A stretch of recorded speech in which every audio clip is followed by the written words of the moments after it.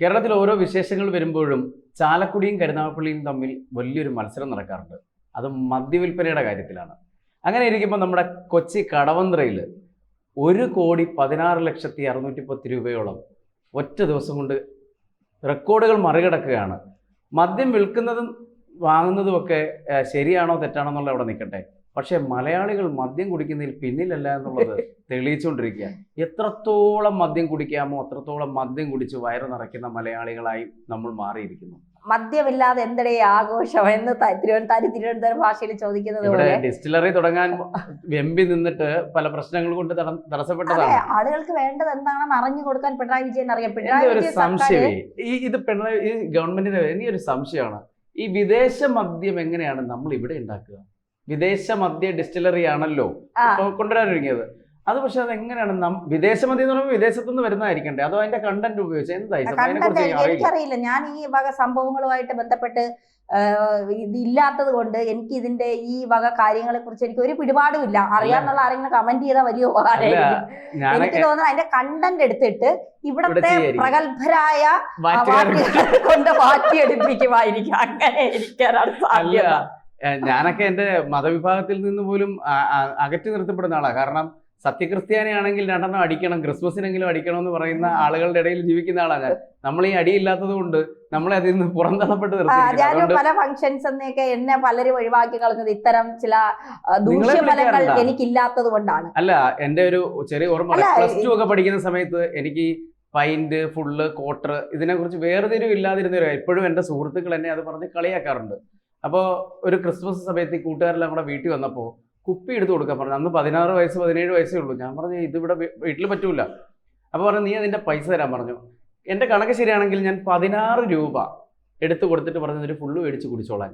എനിക്കറിയാവുന്നത് കള്ള്, ഒരു കുപ്പി കള്ള് അന്ന് 16 രൂപയാണ്. ഞാനൊക്കെ +2 പഠിക്കുന്ന സമയത്ത് ഒരു കുപ്പി കള്ള് 16 രൂപ. ഈ ഒരു കുപ്പി കള്ളാണ് ഫുള്ള് എന്ന് തെറ്റിദ്ധരിച്ചിട്ട് കള്ള് കുടിക്കാത്ത നിങ്ങൾക്ക് അങ്ങനെ അന്ന് ഒരു കുപ്പി കള്ള് 16 അല്ല, എന്റെ വീടിനടുത്ത് കള്ള് ഷാപ്പുണ്ട്, അവിടെ എഴുതി വെച്ചിട്ടുണ്ട് ഒരു കുപ്പി കള്ള് 16 രൂപ. ആരും തെറ്റിദ്ധരിക്കരുത്. ആൻഡേഴ്സൺ എഡ്വേർഡ് അല്ല, ഏത് ടെസ്റ്റ് വേണേലും അല്ലല്ല ഏത് ടെസ്റ്റ് വേണേലും തരാം. പുകവലി മദ്യപാനോ ഇല്ല ഇല്ല അത് അമ്മയ്ക്ക് കൊടുത്ത വാക്കാം, തെറ്റിക്കൂല. അല്ല അങ്ങനെ ഇരിക്കട്ടെ. ഈ സർക്കാരിന്റെ ഒരു വല്ലാത്തൊരു ഇത് കേട്ടിട്ടുണ്ടോ? അല്ല, സർക്കാരിന് അതിന്റെ പേര് കേസ് എടുക്കുമെന്നുണ്ടോ? കാരണം ഇതിന്റെ സർക്കാരിന്റെ മദ്യവിൽപ്പന ഇങ്ങനെ കോടികളും ലക്ഷങ്ങളും കടന്ന് ഇങ്ങനെ പോകുമ്പോ ഒരുത്തം മദ്യപിക്കരുതെന്ന് പറഞ്ഞാൽ ഇനി കേസ് എടുക്കുമെന്ന് അറിയില്ല. ഇനി ആ കേസ് ഇവിടെ വരാറുള്ളൂ. അല്ല, അതല്ല, സർക്കാർ ഇതൊക്കെ പറയും മദ്യം വാങ്ങുന്നതും കുടിക്കുന്നതും തെറ്റാണ്, മദ്യം ശരീരത്തിന് ഹാനികരം എല്ലാം എഴുതി കാണിക്കും. അത് എഴുതി കാണിച്ചിട്ട് പ്രശ്നമാണ്, എല്ലാം ചെയ്യും. പക്ഷെ ഇത് ഒരു കുപ്പി മാറ്റുള്ള ഒരാൾക്ക് സമാധാനത്തില് അവന്റെ വീട്ടിൽ ഇപ്പൊ ഫ്രണ്ട്സുമായിട്ടൊന്ന് കൂടണമെന്ന് തോന്നി, ഒരു കാറിൽ ഇരുന്ന് എല്ലാവരും കൂടെ മദ്യം, ആ കാർ ഓടിച്ച് അവന് പിറ്റേന്നേ വരാൻ പറ്റും, അന്ന് വരാൻ പറ്റൂല. ഇത് വാങ്ങിക്കൊണ്ട് ബൈക്കിലോട്ട് പോകണം. ഇതുമായിട്ട് വാങ്ങി പുറത്തേക്ക് ഇറങ്ങുമ്പോൾ തന്നെ പെറ്റി അടിക്കാൻ മാമന്മാരോടെ നിപ്പുണ്ട്. അവരുടെ അടുത്ത് പറഞ്ഞിട്ടുള്ളത് ഇന്ന് തുടങ്ങിക്കോ, ഇന്ന് മുതൽ. കാരണം മാസം അവസാനം ആവുമ്പോഴാണ് ഏറ്റവും കൂടുതൽ വരുമാനം ലോട്ടറിന്നും മദ്യത്തിൽ നിന്നും ഗവൺമെന്റ് ഒരു വഴിക്ക് കിട്ടുമ്പോ പോലീസ് ഡിപ്പാർട്ട്മെന്റിനെ ഉപയോഗിച്ചിട്ട് സത്യം പറഞ്ഞു കഴിഞ്ഞാൽ മദ്യപിക്കുന്ന ഒരുപാട് പോലീസുകാരെ എനിക്കറിയാം. അവരുടെ ഒരു കഷ്ടപ്പാട് കാണാം. കാരണം ഇവരും പോയി 2 അടിക്കുന്നതാണ്. എന്നിട്ട് ഇത് വാങ്ങിച്ചോണ്ട് വരുമ്പോ പിടിക്കാനും ഇവര് തന്നെ നിൽക്കുന്നത്. പുകവലി പരസ്യമായി പാടില്ല എന്ന് പറഞ്ഞിട്ട് പരസ്യമായിട്ട് പുകവലിക്കുന്ന എത്രയും പോലീസുകാരുണ്ട്.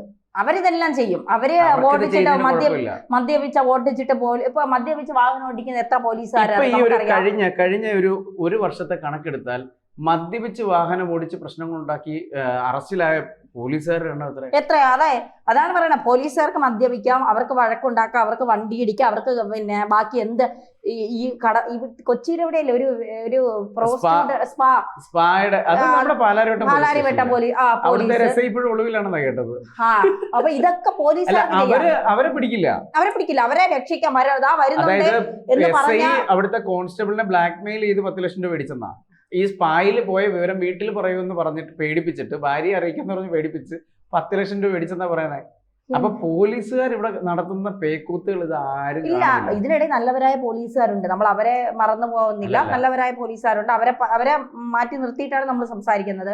എന്തിന്റെ ഇടയിലും കാണുമല്ലോ ചീഞ്ഞ 2-3 ഒരു എന്ത് പ്രസ്ഥാനം എടുത്താലും ചീഞ്ഞ 1-2 എണ്ണം ഉണ്ടാവും. അതുപോലെയാണ് കേരള പോലീസിലും തലപ്പത്തിരിക്കുന്നതിലും ഒക്കെ നല്ലവരായിട്ടുള്ള പോലീസ് ഉദ്യോഗസ്ഥരുണ്ടാകും. പക്ഷേ ചീഞ്ഞ അളിഞ്ഞ കുറച്ച് എണ്ണ കാണുമെന്ന് പറയുന്നത് പോലെയാണ് എല്ലാ മേഖലയിലും. ഇതിപ്പോ സർക്കാർ ഏറ്റവും കൂടുതൽ വരുമാനം ഉണ്ടാക്കി കൊടുക്കുന്ന മദ്യം ആളുകൾ വാങ്ങി കുടിച്ചാലും സർക്കാരിന് വരുമാനം ഉണ്ടാവും. പക്ഷെ വാങ്ങി കുടിച്ചാൽ അപ്പം ഫൈൻ അടിക്കും, അപ്പൊ നമ്മള് ഫൈൻ കൊടുക്കണം.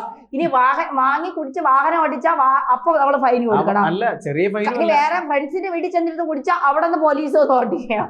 അല്ല, അങ്ങനെ ഒരു സംഭവം കൊല്ലം ജില്ലയിലെ ഭരണിക്കാവ് എന്ന് പറഞ്ഞ സ്ഥലത്ത് കഴിഞ്ഞ ദിവസം ഒരു ലൈവ് കണ്ടതാണ്. ഒരാൾ മദ്യം വാങ്ങിക്കൊണ്ടുവരുന്നു, പുതുവർഷത്തിന്റെ തലേന്ന് സുഹൃത്തുക്കളും വീട്ടിലിരുന്ന് മദ്യപിക്കുന്നു. 10 മിനിറ്റിനകത്ത് പോലീസ് വരുന്നു, പോലീസ് ഇവരെ പിടികൂടുന്നു.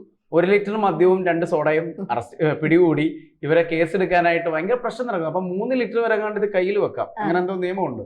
ഈ ആൾ ഇത് ലൈവ് ഇട്ട് ഈ വീഡിയോ ഇപ്പൊ വൈറലായിട്ടുണ്ട്. അയാൾ ചോദിക്കുന്നുണ്ട്, എന്റെ വീട്ടിൽ ഇരുന്ന് എനിക്ക് കുടിക്കാൻ പറ്റില്ലടാ, പിന്നെ എന്തിനാടാ നീക്കി ഇത് വിൽക്കുന്നത്? പച്ചത്തെറി വിളിക്കുക. ശരിയല്ലേ സാധാരണക്കാരൻ ചോദിക്കുന്നത്? ഇപ്പൊ കഞ്ചാവ് മയക്കുമരുന്നും പിടിക്കപ്പെടുന്നു, പിന്നെ കഞ്ചാവ് മയക്കുമരുന്നും ഉപയോഗിക്കുന്നു, അങ്ങനെയാണ് ഈ യുവതലമുറ നശിക്കുന്നത്. ഈ കഞ്ചാവ് മയക്കുമരുന്ന് എവിടെന്നാ വരുന്നത്? ഇതിന്റെ ഉൽപാദനം എവിടെയാ? ഇത് വരുന്ന വഴി എങ്ങനെയാ ഇതൊക്കെ പിള്ളേരുടെ കയ്യിലും മുതിർന്നവരുടെ കയ്യിലും സ്ത്രീകളുടെ കയ്യിലും പുരുഷന്മാരുടെ കയ്യിലും ഒക്കെ എത്തുന്നത്? ആ വഴി എന്തുകൊണ്ടാണ് നിങ്ങൾക്ക് ഇതുവരെ അടയ്ക്കാൻ കഴിയാത്തത്? എന്നിട്ട് നിങ്ങൾ ഇത്ര ഗ്രാം കഞ്ചാവ് കൂടി പിടികൂടി എന്ന് പറയുമ്പോ ഫുള്ള് ഫോട്ടോ എടുത്ത് ആ പിള്ളേരുടെ മുഖം മുഴുവൻ കാണിച്ച് ആ പിള്ളേരെ സമൂഹത്തിനും ഇല്ലാതാക്കി. അത് ഇവിടെ എത്തിക്കാതെ കഞ്ചാവിന്റെ ഉൽപാദനവും ഈ കൊണ്ടുവരുന്നതും തടഞ്ഞാൽ പിന്നെ ഇവർക്ക് ഇങ്ങനെ കേസെടുക്കാൻ പറ്റും. അതെ, അതാണ് കേസെടുക്കാൻ പറ്റില്ല. ഇല്ല, പണിയില്ല അവർക്ക്. ഇതിന്റെ എന്തിന്റെയും ഉറവിടത്തിൽ നശിപ്പിക്കാൻ കഴിഞ്ഞു കഴിഞ്ഞാൽ ഈ സമൂഹത്തെ തിരിച്ചുകൊണ്ടുവരാൻ പറ്റുമെന്നാണല്ലോ വെപ്പ്. അങ്ങനെയെങ്കിൽ എന്തുകൊണ്ട് ഉറവിടത്തിൽ നശിപ്പിക്കുന്നില്ല? കാരണം ഉറവിടം ഇല്ലാതായാൽ ഇവർക്ക് വരുമാനം ഇല്ലാതാകും, കേസുകൾ ഇല്ലാതാകും, പത്രവാർത്തകൾ ഇല്ലാതാകും. അതുകൊണ്ട് ഇവര് അതിനുള്ള അനുവാദം കൊടുക്കും. വേറൊരു കാര്യം, ഞാൻ അറിഞ്ഞ ഒരു സംഭവമാണ്, ഒരാളിൽ നിന്ന് അറിഞ്ഞത്. 100 കിലോ മയക്കുമരുന്ന് അല്ലെങ്കിൽ കഞ്ചാവ് കേരളത്തിലേക്ക് എത്തിക്കുമ്പോൾ അതിൽ 10 കിലോ പോലും പിടിക്കപ്പെടുന്നില്ല. ഈ പിടിക്കപ്പെടാതെ കൊണ്ടുവരുന്ന കഞ്ചാവും അതേപോലുള്ള കാര്യങ്ങളും ജനങ്ങൾക്കിടയിൽ ഇപ്പോഴും ഉണ്ട്. ഇതിൽ ഒരു 90% ആളുകളും ഇത് ഉപയോഗിക്കുന്നവര് പിടിക്കുന്നില്ല. പുതുതായി വരുന്ന, പെട്ടെന്ന് പൈസ ഉണ്ടാക്കാൻ വരുന്ന, പെട്ടെന്ന് ലാഭം ഉണ്ടാക്കാൻ വരുന്ന, കുറച്ച് പൈസ കൊണ്ട് കൊടുത്തിട്ട് പെട്ടെന്ന് പണക്കാരാകാൻ ആഗ്രഹിച്ചു വരുന്ന ഒരു തലമുറയുണ്ട്. അങ്ങനെ വരുന്നവരെ ഇതിനകത്ത് കുടുക്കിയിട്ട് ഇവരെ ഇട്ട് കൊടുക്കുക എന്നാണ് അതിന് പറയുന്നത്. എക്സൈസ് ഡിപ്പാർട്ട്മെന്റിന് അല്ലെ പോലീസിന്, ഡാൻസ് സ്റ്റാഫിന് ഇട്ടുകൊടുക്കൽ. ഈ പുതിയതായിട്ട് വരുന്നവരെ ഇതിനകത്ത് പ്രതിയാക്കി ഇട്ടുകൊടുക്കും, മറ്റുള്ളവർ രക്ഷപ്പെടും. ഇങ്ങനൊരു കാര്യം ഇവിടെ നടക്കുന്നുണ്ട്. പക്ഷെ അത് ഗവൺമെന്റിന് അറിയാം എന്നുള്ളത് തന്നെയാണ് സത്യം. അതെ. അപ്പൊ ഇതിന്റെ ഒക്കെ ഉറവിടം കണ്ടെത്തി നശിപ്പിക്കാതെ ഇങ്ങനെ നിരന്തരം ഞങ്ങൾ കഞ്ചാവ് വേട്ട നടത്തി, കഞ്ചാവ് പിടിച്ചെടുത്തു, ഇത്ര കിലോ കഞ്ചാവുമായി യുവാവ് അറസ്റ്റിൽ, ഇത്ര കിലോ കഞ്ചാവുമായി മെഡിക്കൽ വിദ്യാർത്ഥികൾ അറസ്റ്റിൽ. ഇന്നലെ കിടക്കുന്ന ഒരു ഡോക്ടറും BDS വിദ്യാർത്ഥിനി അടക്കപ്പിടിയിലായിരുന്നു. അതാണ് ഞാൻ പറയുന്നത്. ഇവരുടെയൊക്കെ ഫോട്ടോ ഒക്കെ എടുത്ത് കാണിക്കാനും പ്രദർശിപ്പിക്കാനും ഒക്കെ നല്ല ഇതാ. എക്സൈസിന്റെ ജോലി എന്താ? ഇതിന്റെ ഉറവിടം കണ്ടെത്തി ഇത് പിടിക്കാനല്ലേ. പണ്ട് ഓർമ്മയുണ്ടാവും, പിന്നെ തൃശ്ശൂർ എവിടെ ഒരു മട്ടാഞ്ചേരി മാർട്ടിന്റെ കൂടെ ഒരു വീഡിയോ ഇട്ടൊരു പെൺകൊച്ച് 16-17 വയസ്സായ ഫോണിൽ സംസാരിക്കുന്ന ഒരു മറ്റേ കേസിന്റെ വീഡിയോ. ഇതൊക്കെ എവിടെന്നാണ് പിള്ളേർക്ക് കിട്ടുന്നത്? ഈ പെൺകുട്ടികളെ ശാരീരികമായി ഉപയോഗിച്ചുകൊണ്ട് ഇവരെ ഇതിന്റെ ഒരു കാരിയറൊക്കെ ആക്കി മാറ്റുന്നത് ആരാണ്? ഇതൊക്കെ അന്വേഷണമല്ലേ? നമ്മുടെ ഈ കലൂർ സ്റ്റേഡിയത്തിന് ചുറ്റിനും വൈകുന്നേരം 7 മണിക്ക് ശേഷം 1 റൗണ്ട് കറങ്ങി നോക്കണം.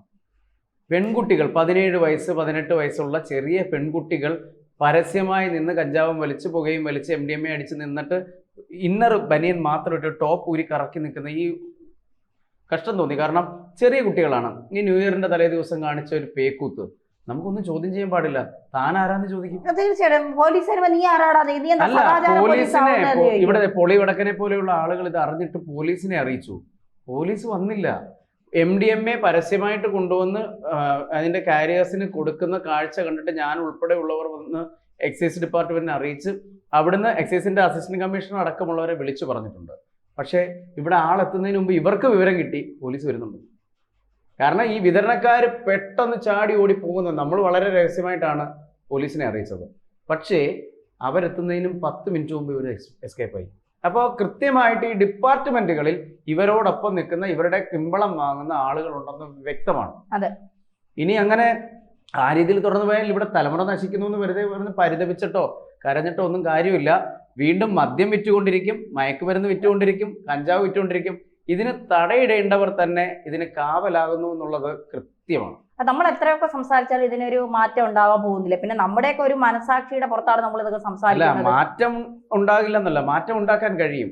അതിന് ഉത്തരവാദിത്തപ്പെട്ടവർ രണ്ടും കൽപ്പിച്ച് അതിന് നടപടി എടുക്കാൻ ഇറങ്ങിയാൽ തീർച്ചയായിട്ടും ഇവിടുത്തെ മദ്യത്തിന് അനധികൃതമായിട്ടുള്ള മദ്യനിർമ്മാണവും മദ്യ വിൽപ്പനയും മദ്യക്കച്ചവടവും മയക്കുമരുന്നിന്റെ ഉപയോഗവും ഒക്കെ കുറയ്ക്കാൻ പറ്റും.